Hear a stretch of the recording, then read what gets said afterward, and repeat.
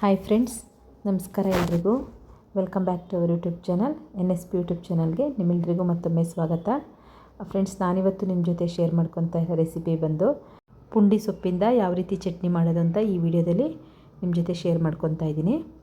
ಕೆಲವರು ಇದಕ್ಕೆ ಪುಂಡಿ ಸೊಪ್ಪು ಅಂತ ಹೇಳ್ತಾರೆ. ಇವಾಗ ನಾರ್ತ್ ಕರ್ನಾಟಕ ಸೈಡಲ್ಲಿ ಪುಂಡಿ ಸೊಪ್ಪು ತುಂಬ ಫೇಮಸ್ಸು, ಜಾಸ್ತಿ ಯೂಸ್ ಮಾಡ್ತಾರೆ ಅವರು. ಆಂಧ್ರ ಸೈಡಲ್ಲಿ ಇದಕ್ಕೆ ಗೊಂಗೂರ ಅಂತ ಹೇಳ್ತಾರೆ. ಕೆಲವು ಸೈಡ್ ಇದಕ್ಕೆ ಹುಳಿ ಸೊಪ್ಪು ಅಂತಲೂ ಹೇಳ್ತಾರೆ. ಸೊಪ್ಪನ್ನ ನೀಟಾಗಿ ಬಿಡಿಸ್ಕೊತಾ ಇದ್ದೀನಿ.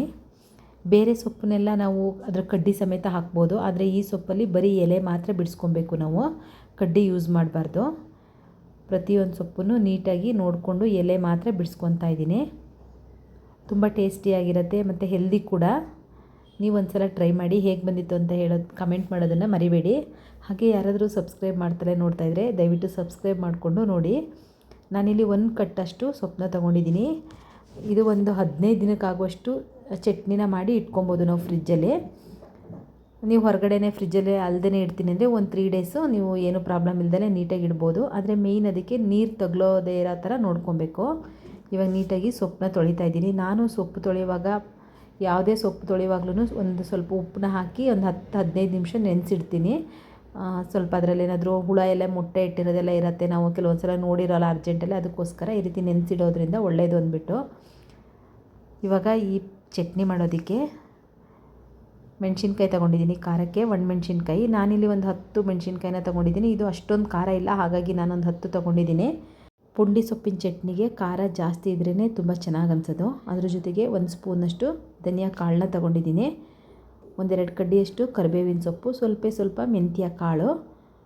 ಇದ್ರ ಜೊತೆಗೆ ಜೀರಿಗೆ ತೊಗೊಂಡಿದ್ದೀನಿ. 1 ಟೇಬಲ್ ಸ್ಪೂನಷ್ಟು ಜೀರಿಗೆ, ಒಂದು 15 ಎಷ್ಟಲಷ್ಟು ಬೆಳ್ಳುಳ್ಳಿನ ಬಿಡಿಸಿಟ್ಕೊಂಡಿದ್ದೀನಿ. ಜಾಸ್ತಿ ಏನು ಇಂಗ್ರೀಡಿಯೆಂಟ್ಸ್ ಬೇಕಂತಿಲ್ಲ, ಟೇಸ್ಟ್ ಮಾತ್ರ ತುಂಬ ಚೆನ್ನಾಗಿರುತ್ತೆ ಕಡಿಮೆ ಇಂಗ್ರೀಡಿಯೆಂಟ್ಸ್ ಆದ್ರೂ. ಇವಾಗ ಒಂದು ಬಾಣಲಿನ ಇಟ್ಕೊಂಡಿದ್ದೀನಿ.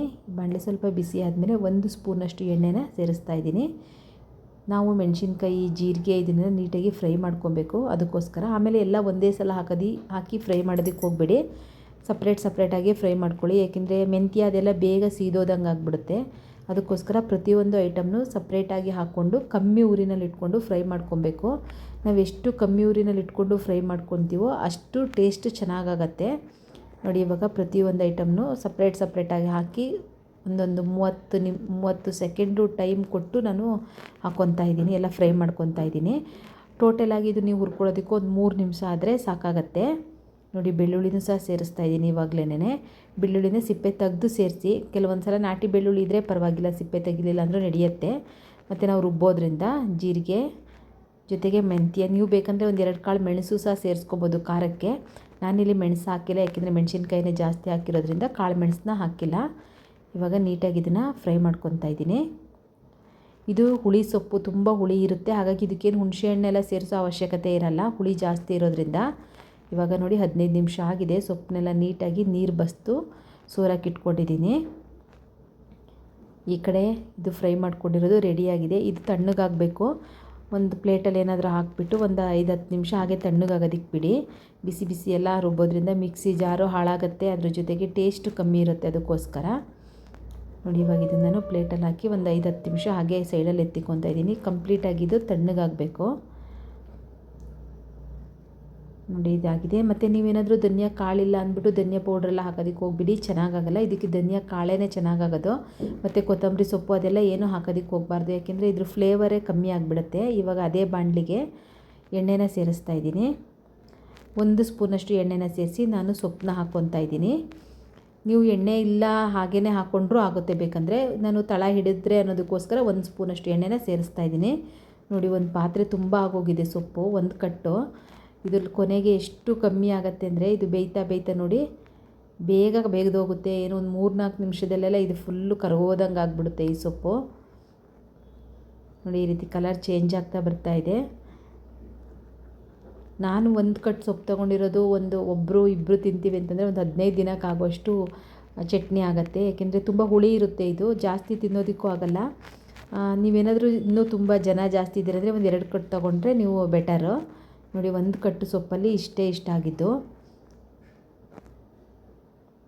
ಇದು ಮೇಯ್ನಲ್ಲಿ ನಾರ್ತ್ ಸೈಡದ್ದು ಜೋಳದ ರೊಟ್ಟಿಗೆ ತುಂಬ ಚೆನ್ನಾಗಾಗುತ್ತೆ. ಅದೇ ಆಂಧ್ರದಲ್ಲೆಲ್ಲ ಆದರೆ ಇದ್ರ ಜೊತೆಗೆ ಸ್ವಲ್ಪ ಉಪ್ಪು ತುಪ್ಪ ಹಾಕ್ಕೊಂಡು ತಿಂತಾಯಿದ್ರೆ ಅನ್ನಕ್ಕೆ ಬಿಸಿ ಬಿಸಿ ಅನ್ನಕ್ಕೆ ತುಂಬ ಟೇಸ್ಟ್ ಕೊಡುತ್ತೆ. ಇದಿನ್ನು ನಾವು ಕರ್ನಾಟಕದಲ್ಲಿ, ಅದು ಮಲೆನಾಡು ಸೈಡವರು ಇದು ತಿನ್ನೋದು ಕಮ್ಮಿ. ನಾವು ಬೆಂಗಳೂರಲ್ಲಿ ನಮ್ಮ ನೈಬರ್ಸ್ ಜೊತೆಯಿಂದ ಕೇಳಿ ತಿಳ್ಕೊಂಡು ಮಾಡಿರೋಂಥ ರೆಸಿಪಿ ಇದು. ನೋಡಿ ಇವಾಗ ಇದು ಬೆಂದಿದೆ, ಈ ರೀತಿ ತಳ ಎಲ್ಲ ಬಿಡ್ತಾ ಇದೆ. ಇಷ್ಟು ಬೇಯಿಸ್ಕೊಂಡ್ರೆ ಸಾಕಾಗುತ್ತೆ. ಇದು ಏನೊಂದು 3-4 ನಿಮಿಷದಲ್ಲೆಲ್ಲ ನೀಟಾಗಿ ಬೆಂದೋಗುತ್ತೆ. ನೀವು ಚಿಕ್ಕದಾಗಿ ಏನಾದರೂ ಹೆಚ್ಚು ಹಾಕ್ಕೊಂಡಿತ್ತಂದರೆ ನೀವು ಮಿಕ್ಸಿ ಜಾರಿಗೆ ಹಾಕೋ ಅವಶ್ಯಕತೆಯೇ ಇರಲ್ಲ. ಇವಾಗ ತಣ್ಣಗಾಗಿರೋಂಥ ಜೀರಿಗೆ, ಮೆಂತ್ಯ, ಮೆಣಸಿನ್ಕಾಯಿ, ಕರಿಬೇವಿನ ಸೊಪ್ಪು, ಬೆಳ್ಳುಳ್ಳಿ ಇದನ್ನೆಲ್ಲ ನಾನು ಹಾಕ್ಕೊಂಡು ಇದಕ್ಕೆ ಸ್ವಲ್ಪ ನೀವು ಬೇಕಂದರೆ ಉಪ್ಪನ್ನು ಸೇರಿಸ್ಕೊಬೋದು ಅಥವಾ ಕೊನೆಗೆ ಬೇಕಾದರೂ ಹಾಕ್ಕೊಬೋದು ಉಪ್ಪನ್ನ. ಕಲ್ಲರ್ಗೆ ಸ್ವಲ್ಪ ಅರಿಶಿನ ಪುಡಿ ಹಾಕ್ಕೊತಾ ಇದ್ದೀನಿ.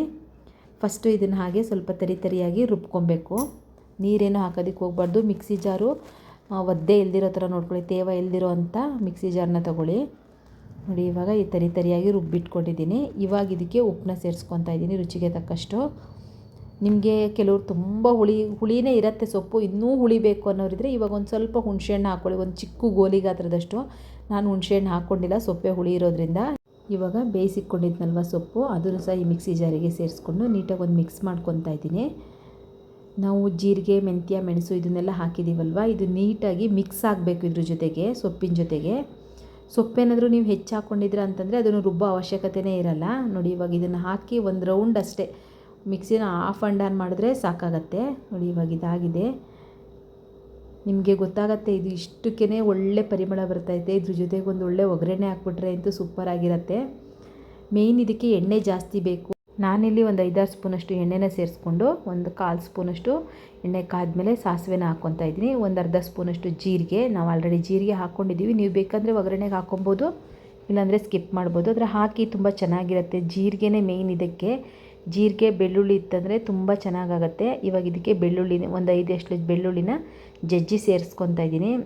ಈ ಬೆಳ್ಳುಳ್ಳಿ ಫುಲ್ಲು ಘಮ ಬರಬೇಕು, ಅಲ್ಲಿ ತನಕ ಫ್ರೈ ಮಾಡಬೇಕು. ಬೆಳ್ಳುಳ್ಳಿ ಒಗ್ಗರಣೆ ಹಾಕೋದು ಒಂದು ಕಲೆ ಅಂತ ಹೇಳ್ಬೋದು. ಕಮ್ಮಿ ಊರಿನಲ್ಲಿ ಇಟ್ಕೊಂಡು ಇದನ್ನು ಬೇಯಿಸ್ಕೊತಾ ಇದ್ದೀನಿ. ಇದಾದಮೇಲೆ ಇದಕ್ಕೆ ಈರುಳ್ಳಿನ ಸೇರಿಸ್ತಾ ಇದ್ದೀನಿ. ಇಲ್ಲಿ ನಿಮ್ಗೇನಾದರೂ ಸಾಂಬಾರು ಈರುಳ್ಳಿ ಇತ್ತಂದರೆ ಸಾಂಬಾರು ಈರುಳ್ಳಿನ ಸಿಪ್ಪೆ ತೆಗೆದು ಹಾಗೆ ಜಜ್ಜಿಬಿಟ್ಟು ಹಾಕಿ ತುಂಬ ಚೆನ್ನಾಗಾಗುತ್ತೆ. ಆದರೆ ನನ್ನ ಹತ್ರ ಸಾಂಬಾರು ಈರುಳ್ಳಿ ಖಾಲಿಯಾಗಿತ್ತು, ಹಾಗಾಗಿ ನಾನು ಮಾಮೂಲಿ ಈರುಳ್ಳಿನ ಜಜ್ಜಿ ಸೇರಿಸ್ತಾ ಇದ್ದೀನಿ. ಈರುಳ್ಳಿ ಬಂದು ಆಪ್ಷನಲ್ಲು, ಹಾಕೊಂಡ್ರೆ ಒಂಥರ ಚೆನ್ನಾಗಿರುತ್ತೆ. ತುಂಬ ಹುಳಿ ಇರೋದ್ರಿಂದ ನಾವು ಈರುಳ್ಳಿ ಹಾಕಿರೋದ್ರಿಂದ ಅದು ಬ್ಯಾಲೆನ್ಸ್ ಆಗುತ್ತೆ. ನಿಮ್ಗೆ ಇಷ್ಟ ಇಲ್ಲ ಅನ್ನೋದ್ರೆ ಈರುಳ್ಳಿ, ಇಷ್ಟ ಇಲ್ಲ ಅನ್ನೋದಾದರೆ ಸ್ಕಿಪ್ ಮಾಡಿ. ಸ್ವಲ್ಪ ಇಂಗು, ಒಂದು ಒಣಮೆಣ್ಸಿನ್ಕಾಯಿ ಹಾಕಿ ಸ್ವಲ್ಪ ಇದನ್ನು ಬಾಡಿಸ್ಕೊತಾ ಇದ್ದೀನಿ. 1-2 ಕಡ್ಡಿಯಷ್ಟು ಕರಿಬೇವಿನ ಸೊಪ್ಪು. ತುಂಬ ಫ್ರೈ ಮಾಡಬೇಕು ಅಂತೇನಿಲ್ಲ, ಸ್ವಲ್ಪ ಒಂದು 30 ಸೆಕೆಂಡಷ್ಟು ಈರುಳ್ಳಿ ಹಾಕಿದ್ಮೇಲೆ ಒಂದು 30 ಸೆಕೆಂಡ್ ಫ್ರೈ ಮಾಡಿಕೊಂಡ್ರೆ ಸಾಕಾಗತ್ತೆ. ಇವಾಗ ನೋಡಿ ಒಳ್ಳೆ ಒಗ್ಗರಣೆ ರೆಡಿಯಾಗಿದೆ.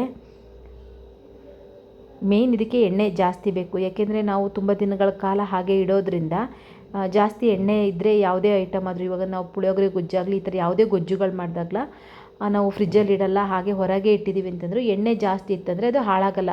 ಇವನು ಉಪ್ಪಿನಕಾಯಿ ಅಷ್ಟೇನೆ, ಎಣ್ಣೆ ಹಾಕಿ ಮಾಡಿರೋದ್ರಿಂದ ಉಪ್ಪಿನಕಾಯಿ ಹಾಳಾಗಲ್ಲ. ನೋಡಿ ಇವಾಗ ಇದಕ್ಕೆ ನಾನು ರುಬ್ಬಿಕೊಂಡಿದ್ನಲ್ವ ಸೊಪ್ಪು ಮಸಾಲೆ ಎಲ್ಲ, ಅದನ್ನು ಇದ್ರ ಜೊತೆಗೆ ಸೇರಿಸ್ಕೊಂಡು ಇದನ್ನೇನು ಬೇಯಿಸ್ಬೇಕಂತಿಲ್ಲ, ಜಸ್ಟ್ ಒಂದು ಮಿಕ್ಸ್ ಮಾಡಿಕೊಂಡ್ರೆ ಸಾಕಾಗತ್ತೆ. ಅಂದರೆ ಎಣ್ಣೆ ನೀಟಾಗಿ ಎಲ್ಲ ಕಡೆ ಮಿಕ್ಸ್ ಆಗಬೇಕು. ನೋಡಿ ಇಷ್ಟಾದರೆ ಸಾಕಾಗತ್ತೆ.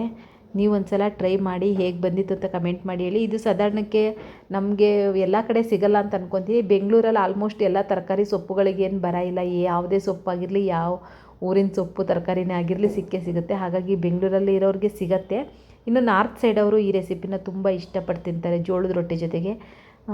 ನೋಡಿ ಒಂದು ಸಲ ನಿಮಗೂ ಈ ಥರ ಸೊಪ್ಪು ಸಿಗುತ್ತೆ ಅನ್ನಂಗಿದ್ರೆ ದಯವಿಟ್ಟು ಟ್ರೈ ಮಾಡಿ. ಹಾಗೆ ಹೇಗೆ ಬಂದಿತ್ತು ಅಂತ ಕಮೆಂಟ್ ಮಾಡೋದನ್ನು ಮರಿಬೇಡಿ. ಇದೇ ರೀತಿ ಸಪೋರ್ಟ್ ಮಾಡ್ತಾಯಿರಿ. ನಿಮಗೆ ಯಾವ ರೀತಿ ಕುಕ್ಕಿಂಗ್ ವಿಡಿಯೋನ ನೋಡೋದಕ್ಕೆ ಇಷ್ಟ ಆಗುತ್ತೆ ಅನ್ನೋದನ್ನು ಕಮೆಂಟ್ ಮಾಡಿ ಹೇಳಿ. Thank you friends, thank you so much for watching. Bye bye, see you next ವಿಡಿಯೋದಲ್ಲಿ ಸಿಗ್ತೀನಿ. Take care, love you all.